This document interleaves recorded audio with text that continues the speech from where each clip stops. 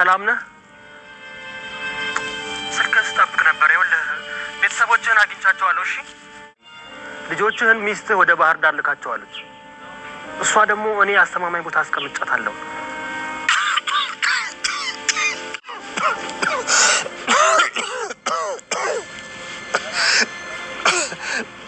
በላ ነገር ይዤ ወደ እሷ ጋር እየሄድኩኝ ነው። ቆይ ያለው የት ነው? እባክህ ያለህበትን ንገረኝና መጥቼ ላግዝህ።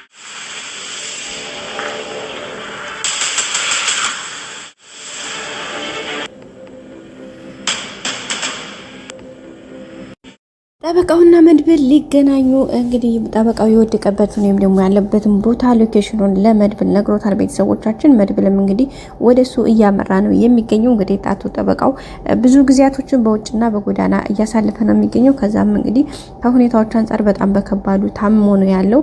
እንግዲህ በዚህ በህመሙ ውስጥ ሆኖ እስካሁን መደወል አልፈልግም ነበር። አሁን ግን በመጨረሻ እንግዲህ በጓደኛው ወይም ደግሞ ጎዳና ላይ ባገኘው በአንድ ጓደኛው ስልክ ለመድብል ደውሎለታል። ለመድብልም እንግዲህ ሲያነሳ መድብል ደግሞ አጋጣሚ ወደሱ ሚስት ጋር የሚበላ ነገር ይዞ እየሄደ ነበር። ያው የጠበቃው ሚስት እንደምታወቀው ቤት ተከራይቶ አስቀምጧታልና ስለዚህ ወደዛ እየሄደ ነበር። እንግዲህ ከጠበቃው ሲደውልለት ምንድነው የተፈጠረው ነገር የቱና ነው ሲለው ጠበቃው በጣም እያሳለው ነበር። ጎዳና ላይ ስለሆነ የሚያድረው እንግዲህ ብርዱም እንግዲህ አየር ነገር ምናምን ተስላለው በጣም እያሳለው አሞት ነበር ሲሰማ የነበረው። ከዛም በኋላ እንግዲህ ቀስጣ ጠበቃው ያለበትን ሎኬሽን ነግሮት ሚስትህና ልጆችን አገኘቻቸዋለሁ፣ ልጆችም ወደ ባህር ዳር ሄደዋል፣ ባልተቤትንም እኔ ራሴ ቤት ተከራይቼ አስቀምጫታለሁኝ። ስለዚህ ባክህ እኔ ላግዝህ፣ የምፈልገውን ነገር ላድርግልህ፣ ሲቀጥል ደግሞ ሕክምና መውሰድ አለብህ ግዴታ፣ የት ነው ያለኸው? መምጣት አለብኝ እያለው ነበረ። ጓደኛዬ ሰው ሊጠራ እኔ ስለወደኩበት ወደ ሕክምናው የሆነ ቦታ ለመውሰድ እንግዲህ እንትን እየሞከረ ነው። ስለዚህ ሰው ሊጠራ ሄዷል፣ ጓደኛዬ ስልኩን ሰጠው ሲለው ጓደኛው ወደዛ ሄዷል ሲለው ነበር። እንግዲህ መድብል ምንድነው ያደረገው? አይ በጭራሽ እኔ እያለሁኝ ሌላ ሰው ሊያገኝ አይገባም፣ ምክንያቱም ግዴታ አንተን እኔ ነኝ ማግኘት አለብህ። ሌላ ሰው ካገኘህ ሌላ አደጋ ሊፈጠር ስለሚችል ስለዚህ እባክህን ያለህበትን ንገረኝ ብሎት እንግዲህ ያለበትን ነግሮታል። በከዛም አጋጣሚ እንግዲህ ስልኩን ከሱ ጋርቶ ሳይጨርስ ፊት ለፊቱ ለካ ቢገርማችሁ እነዚህና እየተከታተሉት ነበረ። እየተከታተሉ ብቻ ሳይሆን እንግዲህ ከፊት ለፊት ከተደበቀበት ዝና ወጥቶ ፊት ለፊት ነው የተጋረጠው። ያ ማለት እንግዲህ መድብልን እየተከታተሉት ነበር ማለት ነው። ስለዚህ የመጨረሻ የሚገባበትን የሚወጣበትን ለማየት እየተከታተሉ እንደነበረ ነው እንግዲህ የገባው። መድብልም እንግዲህ በጣም ነው የተናደደው። ልክ ፊት ለፊቱ ዝናን ሲያገኘው በቃ በጣም ነው የገረመው ማለት እየተከታተሉት እንደሆነ በኮቴ ይዘውት እንደሆነ በጣም ነው የገረመው ማለት ነው። እሱም ብቻ ሳይሆን እንግዲህ ምሳሌን ከትምህርት ቤት ሊያመጣ ሲሄድ ብሩክ ሲመጣ የሚገርመው እንግዲህ እየተከታተሉት ነበረ። እንግዲህ ምሳሌም አባዬና እኔ እኮ ዛሬ በትልቅ መኪና ተጋጭተን ነበረ፣ በጣም ከባድ አደጋ ነበረ፣ ፈጣሪ ያተረፈን እንጂ እያለች ነበርና ቅድስት የራሱ እንዴት ከየት ምናምን እያለች ይገርማት ነበረ። ግን የሆነው ምንድነው እነዚህና እየተከታተሏቸው ስለነበረ እንግዲህ ራሳቸውን ለማስመለጥና የሆነ ቦታ ሁኔታዎችን ለማመቻቸት እንትን ሲሉ እንግዲህ ትልቅ መኪና አስር ገብቶ ነበር። ብሩክም እንግዲህ የሱ በሰላም ገብቶ ቤቱ ገና ከመግባቱ ዝና ደግሞ እዛ ጋር መድብል እየተከታተለው ነበር። በቃ እጅ በእጅ ነው መያዝ የፈለገው ታውቃላችሁ። እንግዲህ ያንን ነገር ነበር ሲያደርግ የነበረው። እንግዲህ በጣም ደስ የሚል ሁኔታ ነበረ። ዝና እንግዲህ ወደ ኋላም ወደፊትም አይቷል። እንግዲህ ተወጣጥራ እባክህ መድብል ልትችል ደፋር ትላላችሁ። ታውን ቀደም ታንዲ 2-3 እኮ ገርሞ ተፋልመዋላ። መድብል መሬት ወድቆ ራሱ ማለት ነው አፈር ለሶ የሚነሳ ይግና ነው። እንዳንተ ዝም ብሎ የሚዘረር አይደለም አቶ ዝና።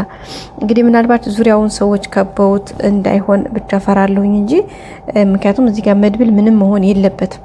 ኦሬዲ ምንም አይነት ችግር መግጠም የለበትም። ምክንያቱም እዚህ ጋር በጣም ትልቅ ቫልዩ ያለው ነገር ነው አሁን ላይ የያዘው። ያ ማለት የጠበቀው ጉዳይ በጣም ሴንሲቲቭ ነው እንደሚታወቀው። ሲቀጥል ደግሞ እዚህ ጋር መድብል አሁን በጣም ብዙ የሄዳቸው መንገዶች አሉ። ሀሪፍ በተለይ እነዚህናን ወዲ አዘቅጥ የሚያወርድ እዛ ጋር ተተናለች። እዚህ ጋር ጠበቃው እነ ብሩክና ሌሎችም ተጋግዘው አሁን ላይ እሱን ለመጣል የሚሆኑ በቂ ምክንያቶች አሉ። ዝና ደግሞ እንግዲህ እንደሚታወቀው በጣም ነው የተናደደው። በተለይ ማህሌት እንግዲህ ጠበቃውን ጉድጓድ እንደቆፈረ በቃ ያንን ኢንፎርሜሽን እንግዲህ ማህሌት ለሱ አድርሳለታለችና እንግዲህ ማንም ማያውቅም። እንደምታውቁት ያው የተናገረችው ደግሞ ያቺ ቤት ያለችው ሰራተኛዋ ልጅ ነችና ወይም ኤደን እንግዲህ ሰራተኛ ብላ ማህሪት ያስገባቻት ማን ማለት ታላላኪ መጀመሪያ ሳይገባት ያን ነገር ተናግራለች እንጂ አሁን ላይ በእርግጥ እሷ ማሳቧን ቀይራ ቤቱ አንቺ የምታወሩ ሌላ እዚህ የሆነው ሌላ አንቺ ማለት በጣም መጥፎ ሴት ነሽ እያለች እንግዲህ ስትሰድባት ነበር እንደሰማችሁ። ግን ቀድማ ብዙ ኢንፎርሜሽኖችን ሸር አድርጋታለች እና ለዛ እንግዲህ ዝና በጣም ነው የተናደደው። አንደኛ ሉላ እሱ ጋር እንደሆነች ነው የሚያውቀው። ግን አሁን ያው እንደሄደች ሰምቷል። ግን በቃ መድብል የትኛውን ቦታ ላይ መድብል እንዳለቀቁበት እና ጉዳይ መድብል አለበት፣ በእነ ሞገስ ጉዳይ መድብል አለበት፣ በጠበቃው ጉዳይ መድብል አለበት። በቃ ኤቭሪዌር በቃ በየትኛውም ጊዜና ቦታ ዝናና ጠበቃው በቃ አልተጣጡም። ማነው ይቅርታ፣ ዝናና መድብል ማለት ነው። መድብል በቃ በዙሪያው ዝና አሁን ላይ በሚሰራቸው ስራዎች ላይ በቃ አለ ማለት ነው። መድብል በቃ እዛም ሲሄድ ያከሽፍበታል፣ የሆነ ነገሩን እንዳይሳካ ያደርግበታል። እዛም ጋር ምናምን በቃ በዛ ሁኔታ ውስጥ ነው ያለው ታውቃላችሁ።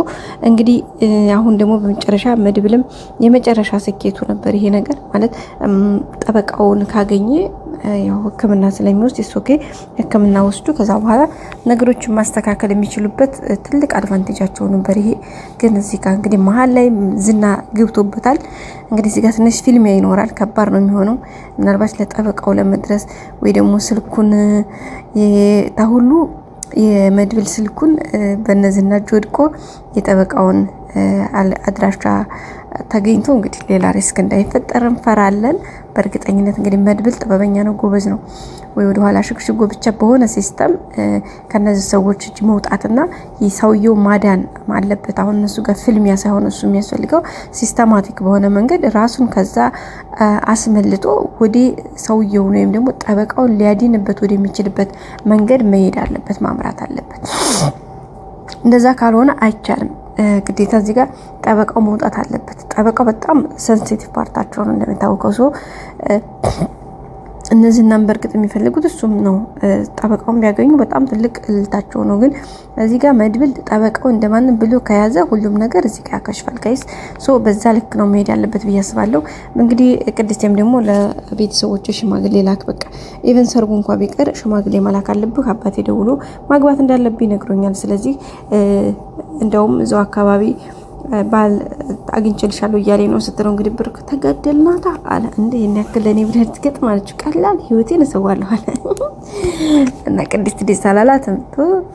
እና ቤተሰቦቻችን የዛሬው ቪዲዮ ይመስል ነበረ። በቀጣይ አዲስ ቪዲዮ እስከምንገናኝ ሰብስክራይብ፣ ላይክ ማድረጋችሁን አትርሱ። መልካም ጊዜ